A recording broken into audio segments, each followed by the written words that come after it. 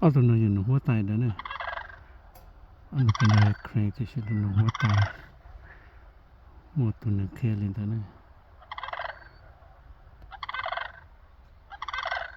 หนูใกล้เกินหนูหัวตาย